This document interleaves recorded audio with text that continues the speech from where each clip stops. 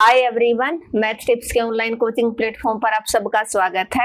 आज के इस लेक्चर में हम करेंगे कॉम्प्लेक्स नंबर, जो आपका फर्स्ट चैप्टर है। उससे जितने भी इंपॉर्टेंट क्वेश्चन आपके एग्जाम में बन सकते हैं, 4 मार्क्स के या कई बार 8 मार्क्स का क्वेश्चन यहाँ से देखने को मिल रहा है। तो जितने इंपॉर्टेंट है वो आज के इस लेक्चर में हम डिस्कस करेंगे। तो आप जल्दी से जल्दी सेशन को शेयर कर दीजिए, और जो बच्चा चैनल पे फर्स्ट टाइम विजिट कर रहा है वो चैनल को सब्सक्राइब कर ले, ताकि उसको आने वाली हर वीडियो का नोटिफिकेशन है वो मिलता रहे। मैंने 2 लेक्चर डाले हैं आपके ऑब्जेक्टिव के, आप उन दोनों को कर लेना। एक और करना आपको, जो प्रीवियस ईयर क्वेश्चन पेपर मैंने करवाया था लास्ट ईयर, आप देखना। मैंने जो फर्स्ट सेम का आपको अलग से दिखेगा, फर्स्ट सेम का प्रीवियस ईयर पेपर करवाया था, तो उसके जितने भी ऑब्जेक्टिव क्वेश्चन थे वो मैंने इन दोनों लेक्चर के अंदर नहीं डाले, वो डिस्कस नहीं करवा पाई मैं। तो वो आप वहां से देख लेना, क्योंकि बहुत सारे क्वेश्चन उसमें रिपीटेड हैं मोस्टली।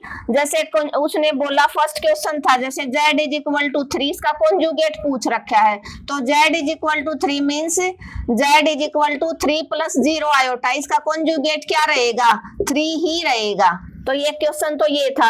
नेक्स्ट 1045 था, ये क्वेश्चन भी हम डिस्कस कर चुके हैं, वैल्यू 1 थी। और एक 5 का फैक्टोरियल था जो आपका था 120। देख लो अब कितने क्वेश्चन रिपीट हो रखे हैं। ये एक पेपर मेरा छूट गया था क्योंकि बेटा टाइम ज्यादा हो रहा था, तो लेक्चर ज्यादा लंबा ना हो इसलिए मैंने ये पेपर छोड़ दिया था। लेकिन मैं आपको ये बता रही हूँ कि इस टाइप का अगर क्वेश्चन आ जाता है, z is equal to simple 4 iota आ गया, तो उसका कॉन्जुगेट अगर आप लोगे तो -4 आयोटा। और अगर z इज इक्वल टू कोई कांस्टेंट आता है, उसका कॉन्जुगेट लोगे तो कोई इफेक्ट नहीं पड़ेगा, जो कांस्टेंट वैल्यू है वही रहेगी। ठीक है। एक क्वेश्चन था उसने मिड पॉइंट का निकाला था, मैं डिस्कस करवा ही देती हूँ आपको, एक बार देख लो। मिड पॉइंट का क्वेश्चन मैंने बताया था ना, कैसे x1 प्लस x2, तो उसमें स्टेटमेंट थी 4 3, ये आप कर लेना। 4 3 आपका होमवर्क रहेगा, और 6 11 इसका मिड पॉइंट आपको बताना है मेरे को करके। ठीक है, क्योंकि 3-4 क्वेश्चन मैंने मिड पॉइंट के बता दिए थे आपको। फिर नेक्स्ट क्वेश्चन है सर्कल की स्टैंडर्ड फॉर्म, मैंने डिस्कस करवाई थी, x माइनस h का whole square plus y minus k का होल स्क्वायर, तो y माइनस 3 था का whole square is equal to 25। तो उसने बोला कि इस सर्कल की रेडियस निकालो। तो ये कौन सी इक्वेशन है? ये स्टैंडर्ड फॉर्म है। Standard form x minus h का whole square y minus k का whole square is equal to radius का होल स्क्वायर। और 25 किसका होल स्क्वायर आपको अच्छे से पता है, 5 का, तो इसकी रेडियस क्या आ जाएगी आपकी 5। हो सकता है अब की बार सेंटर पॉइंट पूछ ले, तो x माइनस h है, तो यहाँ पर सेंटर पॉइंट आपका 2 हो जाएगा और 3 हो जाएगा। सेंटर पॉइंट हो तो 2 और 3, क्योंकि इक्वेशन माइनस में, यहाँ भी माइनस में। अगर यहाँ पर साइन उल्टा हो जाता तो यहाँ पर भी आप अपोजिट साइन कर देते। इस टाइप के क्वेश्चन आ रखे थे। एक क्वेश्चन है स्लैब। स्लैब क्या है? स्लैब क्या है? ये एक सॉफ्टवेयर। क्या है? एक सॉफ्टवेयर। तो ये कॉम्प्लेक्स नंबर के क्वेश्चन डिस्कस करवाने से पहले मैं थोड़ा हल्का रिवीजन मैंने आपका करवा दिया, ताकि आपका कोई क्वेश्चन है वो ना छूटे। एक लोगरिथम का दे रखा था, क्या था? 10 की पावर -3। 10 की पावर -3 क्या होगा? लोगरिथम जब भी आप लेते हो तो 10 की -3, 10 की पावर -3 क्या 1/1000 है? क्या 1/1000 है? तो इज ट्रू है या फॉल्स है? तो ये आपका क्या हो जाएगा? ट्रू हो जाएगा। क्या हो जाएगा? ट्रू। नेक्स्ट है number of binomial term. Binomial term हम डिस्कस कर चुके हैं। x माइनस 2y की पावर 2 है, तो n बाइनोमियल टर्म है, तो टोटल नंबर ऑफ टर्म क्या रहेंगी आपकी? n plus 1। तो 2 प्लस 1 क्या हो जाएगा आपका? 3। ये क्वेश्चन भी डिस्कस कर चुके हैं। नेक्स्ट आपका ऑर्डर। ऑर्डर वाला भी डिस्कस कर चुके हैं। इसका ऑर्डर कितना? 2 रो 2 कॉलम 2/2 का। तो लास्ट लेक्चर में मैंने सब कुछ डिस्कस करवा दिया। ये आप देख लो, इस पेपर को जब भी हम कर रहे हैं 180 degree equal to 180 degree equal to कितने ग्रेड? कितने ग्रेड? तो आपको पता है 180 degree equal to 200 grade. 200 grade, क्योंकि 1 डिग्री है वो 90 ग्रेड के इक्वल होती है। 1 डिग्री है वो किसके इक्वल होती है? एक जो एंगल होता है, एक राइट एंगल की वैल्यू, एक राइट एंगल की वैल्यू, एक राइट एंगल की वैल्यू 90 ग्रेड होती है। तो 2 राइट एंगल होंगे तो 180 एक राइट एंगल की वैल्यू 100 ग्रेड होती है। तो 2 राइट एंगल होंगे तो 200 ग्रेड आपकी हो जाएगी। एक क्वेश्चन था slope of a line which is perpendicular to other line whose slope is 4। एक स्लोप दे दिया उसने 4, तो अदर लाइन का स्लोप पूछ लिया, दोनों लाइन के यहाँ परपेंडिकुलर है। m2 की वैल्यू पूछ ली। जब परपेंडिकुलर है तो m1 इंटू m2 मैंने क्या बताया था, -1 होता है। m1 इंटू m2 क्या होता है आपका, -1। इस तरह का क्वेश्चन मैंने डिस्कस करवाया था।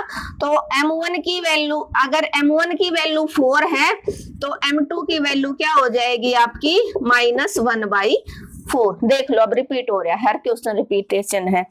Right the value of sin 90, बताया था एक वैल्यू टेबल से पक्का 100% श्योर आएगी, तो sin 90 आपको पता है। वन टेबल को आपको बिल्कुल भी नहीं छोड़ना। ये एक पेपर था, वैसे तो ये मैंने प्रीवियस ईयर जो पेपर है आपका उसमें करवा रखे हैं, लेकिन फिर भी आप लोगों की हेल्प के लिए मैंने इस लेक्चर को भी करवा दिया। इसके अंदर आपके सारे के सारे ऑब्जेक्टिव हैं वो क्लियर हो गए, आपने देख लिया। इसके अंदर मोस्टली 10 क्वेश्चन में से आपके एटलीस्ट 7 क्वेश्चन है वो रिपीट हो गए हैं। तो आप ये दोनों क्लास है वो एग्जाम से पहले जरूर देखना।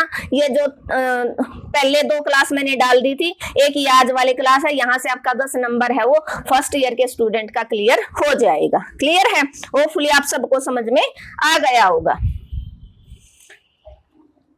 अब हम करेंगे कॉम्प्लेक्स नंबर के जितने भी इंपॉर्टेंट क्वेश्चन हैं उनको हम डिस्कस करेंगे। एक बार आप देखो, आपने रिवाइज कर लिया होगा जो सिलेबस मैंने बताया था उसके अकॉर्डिंग। तो अभी मैं एक बार आपकी हेल्प के लिए बता देती हूँ कैसे कैसे क्वेश्चन आपके आएंगे। जैसे फर्स्ट क्वेश्चन उसने दिया Z1 इज इक्वल टू, आप स्टेटमेंट नोट कर लेना और इन क्वेश्चंस को आप कर लेना। Z1 4 + 2 iota, Z2 is equal to 1 - 3 iota. आपको 2 वैल्यू देगा Z1 और Z2 की, वो इनकी मल्टीप्लाई भी पूछ सकता है Z1 इंटू Z2, और वो इनकी डिवाइडेशन भी पूछ सकता है। तो उसमें उसने पूछा था डिवाइडेशन। जब भी 2 कॉम्प्लेक्स नंबर डिवाइड में होंगे तो उनका सॉल्यूशन Z1/Z2 कैसे निकालोगे आप, एक क्वेश्चन को करवा देती हूँ, बाकी सारे ऐसे ही रहेंगे। इसका रियलाइजेशन करोगे, आयोटा का अपोजिट साइन कर दो, 1 + 3 आयोटा। ठीक है, जैसे ही आपने मल्टीप्लाई किया, 4 × 1 = 4, 4 × 3 = 12, 2 × 1 = 2, 2 iota plus 2 × 3 = 6 iota, divided by a + ba - b, a² - b square. यहाँ आयोटा आपका बना कितना, आयोटा बना 4 + 14 आयोटा, और आपको पता है आयोटा स्क्वायर की वैल्यू -1 होती है, तो ये -6 नीचे आ गया, 1 - 9 आयोटा स्क्वायर। नीचे भी आप आयोटा स्क्वायर की वैल्यू रख सकते हो। 4 प्लस का 6 माइनस का 2 + 14 आयोटा अपॉन में 1 - 9 और -1, माइनस माइनस क्या बन गया, प्लस का 10, -2 + 14 आयोटा बाई 2। दिस इंप्लाइज ये -2/10 + 14/10 आयोटा आपका हो जाएगा। इसको अगर वो a + आयोटा b की फॉर्म में करवाता, आयोटा स्क्वायर की वैल्यू हमने क्या यूज की, -1, ये आपकी किस फॉर्म में हो गया, a + आयोटा b की फॉर्म में। मतलब रियल 2 × 1 = 2, 2 × 5 = 10, -1/5, 2 × 7 = 2 × 14, 2 × 5 = 10।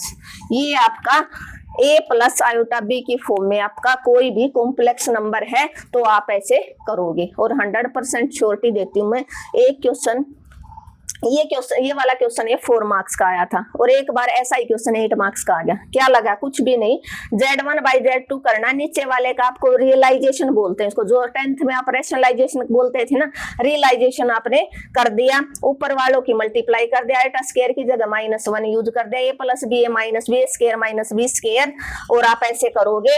और यहाँ पर आयोटा स्क्वायर की वैल्यू -1 माइनस प्लस का 10 बन गया, ऊपर -2 + 14 आयोटा, रियल और इमेज दो ऊपर 2 टर्म, नीचे एक आपने सेपरेट कर लिया, 2/10 1/5, और ये a + आयोटा b की फॉर्म में दे दिया। उसने पूछा Z1/Z2, हो सकता है next time a + iota b की फॉर्म में पूछ ले, तो रियल अलग कर दो और इमेजिनरी अलग कर दो, वो a + आयोटा b होता है। क्लियर है। और अगर इसी की उसने पूछ लिया Z1 × Z2, तो डायरेक्ट आप मल्टीप्लाई करवा देना। नेक्स्ट क्वेश्चन उसने पूछा 6 + आयोटा बाई में 7 - आयोटा, इसको कन्वर्ट करना a + आयोटा b की फॉर्म में। इंपॉर्टेंट है, तो रिपीट हुआ है लास्ट ईयर। ये वाला क्वेश्चन दिया था 8 मार्क्स में प्रीवियस ईयर में। ठीक है, आप इसको सोल्व कर देना रियलाइजेशन से। नेक्स्ट क्वेश्चन जो इसका है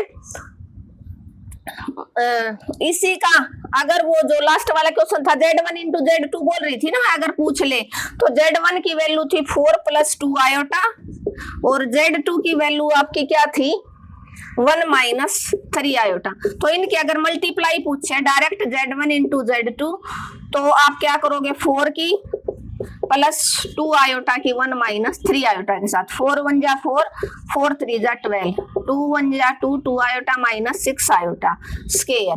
तो यहाँ से क्या आ जाएगा 4 - 10 आयोटा +6 और तो यहाँ से आ जाएगा 10 - 10 आयोटा।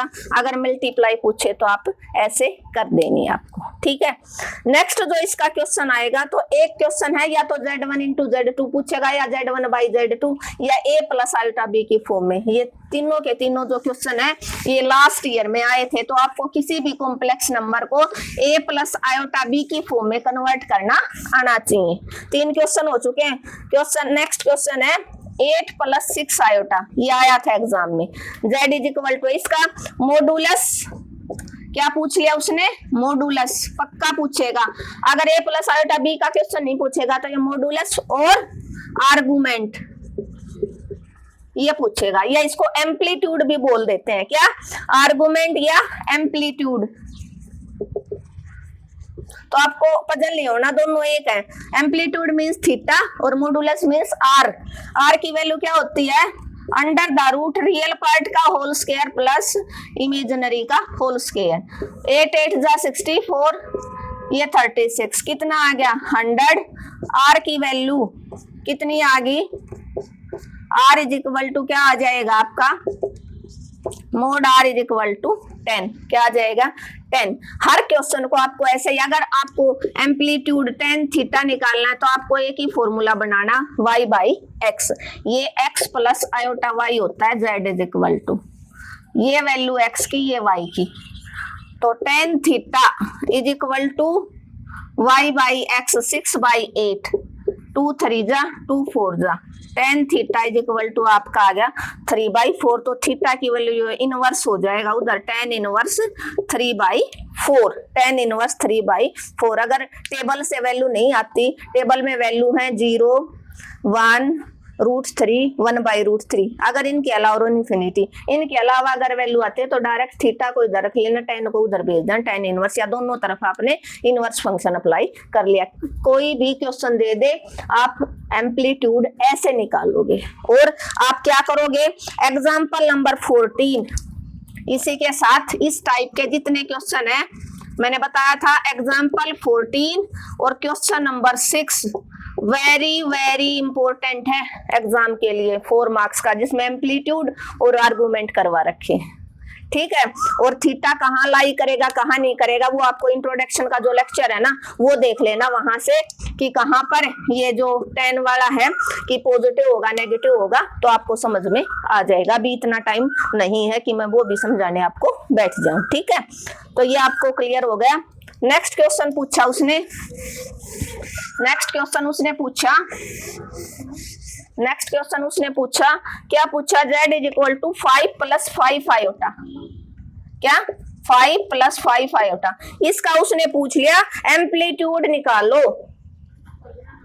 सिंपल क्या निकाला amplitude. Amplitude means tan theta, क्या है tan थीटा आपका y, अभी बताया था y/x। 5/5 मींस tan थीटा = 1, और आपको अच्छे से पता है थीटा कहाँ पर होता है 1, tan 45।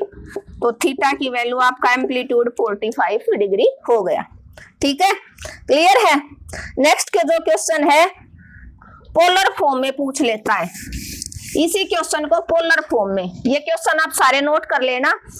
Z = दे दिया उसने 1 + √3 आयोटा। पोलर फॉर्म क्या होती है R cos theta plus iota R sin theta, मतलब मॉडुलस भी निकाल लो और एम्पलीट्यूड भी निकाल लो। ठीक है, तो इसका मॉडुलस और एम्पलीट्यूड आपको दोनों निकालने हैं और बाद में आपको पुटअप करने हैं। कैसे, जैसे मोड Z निकाल लो, 1 का होल स्क्वायर प्लस √3 का होल स्क्वायर, तो क्या आ जाएगा 1 + 3 mod r is equal to √4। r की वैल्यू क्या आ गई 2। अब tan थीटा और निकालो, क्या निकालोगे आप tan थीटा।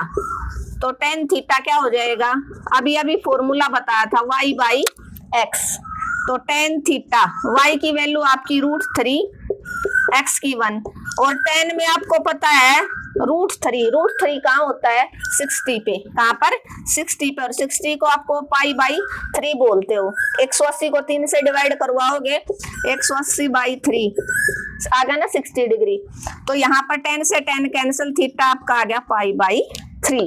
अगर पोलर फॉर्म में, किसमें पोलर फॉर्म में कोई क्वेश्चन पूछेगा, सिर्फ 3 ही तरह के क्वेश्चन आएंगे, या तो Z1/Z2 या Z1 × Z2 means a + i b की फॉर्म में कन्वर्ट करो, या एम्पलीट्यूड और आर्गुमेंट निकालो, या पोलर फॉर्म। तो इसमें पोलर फॉर्म r की वैल्यू आपको पता है, इस r को कॉमन निकाल के cos theta plus iota sine theta, r की वैल्यू आपकी 2, तो cos थीटा है आपका π/3 प्लस आयोटा साइन π/3 ये आपका क्वेश्चन हो जाएगा किसका, पोलर फॉर्म का। तो जितने भी अब तक के इंपॉर्टेंट क्वेश्चन थे कॉम्प्लेक्स नंबर के जो आए हैं, वो मैंने सारे के सारे आज के इस लेक्चर में कवर अप करवा दिए। आप इन क्वेश्चन की जरूर प्रैक्टिस करना, और इस टाइप के जो एग्जाम्पल और क्वेश्चन जो मैंने बताए वो आप प्रैक्टिस कर लेना, इससे ज्यादा मत करना। फिर आपका कॉम्प्लेक्स नंबर का जो 10-13 मार्क्स का जितना भी आएगा वो आपका क्लियर हो जाएगा, क्योंकि दो पेपर में कॉम्प्लेक्स नंबर से 8-8 नंबर के क्वेश्चन आए हैं। ठीक है, थैंक यू एवरीवन। अगर आपको आज का लेक्चर अच्छा लगा तो आपको क्या करना, आपको अपने चैनल को भी ज्यादा से ज्यादा शेयर करना है, एटलीस्ट आप 10 स्टूडेंट के पास शेयर करेंगे। जिस बच्चे ने चैनल को अब तक सब्सक्राइब नहीं किया, सब्सक्राइब कर लेना, कमेंट और लाइक करना बिल्कुल मत भूलना। मिलता है नेक्स्ट लेक्चर में, जिसमें हम लॉगरिथम के जितने भी इंपॉर्टेंट क्वेश्चन अब तक के एग्जाम में आए हैं वो मैं करवाऊंगी, जुड़ना बिल्कुल ना भूलना।